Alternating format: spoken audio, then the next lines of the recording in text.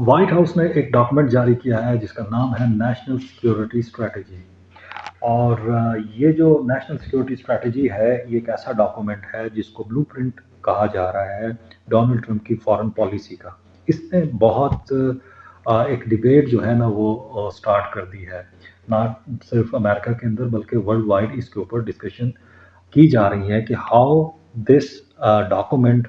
not only represent or not only reflects new administration's foreign policy, but simultaneously ये भी इसके ऊपर ये चीज़ें सामने आ रही हैं कि किस तरह से ये जो डॉक्यूमेंट है ये बिल्कुल उस तमाम फॉरेन पॉलिसी से, वो जो माजी की अमेरिका की रही है और खुद डोनाल्ड ट्रंप की जो फॉरेन पॉलिसी रही है, उससे किस तरह से मुख्तलिफ है। तो एक चीज़ जो इस हवाले से कहा जा रहा है वो ये है कि ये जो फॉरेन पॉलिसी है वो प्रैग्मेटिज्म और ट्रांजैक्शनलिज्म की बुनियाद पर है, और इसमें जो ज़्यादा फोकस किया गया है वो डोमेस्टिक प्रायोरिटीज़ को ज़्यादा अहमियत दी गई है। और इसमें अगर हम देखें चेंज हमें इसमें नज़र आ रही है कि वो जो एक ट्रम्प जो अमेरिका का एक रोल था, एज ए हेजमन का एक रोल था,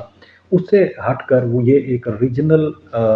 फोकस हमें इसमें नज़र आ रहा है, या फिर आप ये कह सकते हैं कि इसका जो फोकस है और हेमिस्फेरिकल है। अब जब हम हेमिस्फेयर की बात करते हैं तो इसमें बहुत इम्पोर्टेंट ये है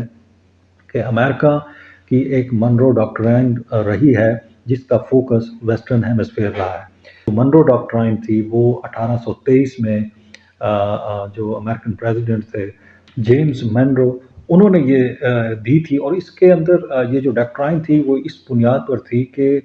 यूरोपियन पावर को उन्होंने ये वार्न किया था कि वो अमेरिका के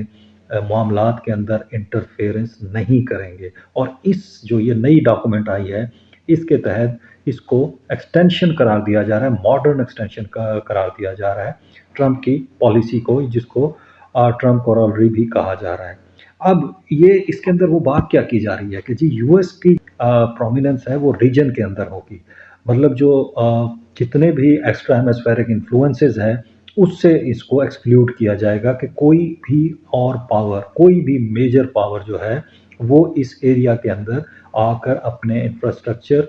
या अपने एसेट्स जो हैं वो यहाँ पर लगाने की कोशिश ना करें। और इसका जो मेजर कंसर्न फिर इस पॉलिसी का जो है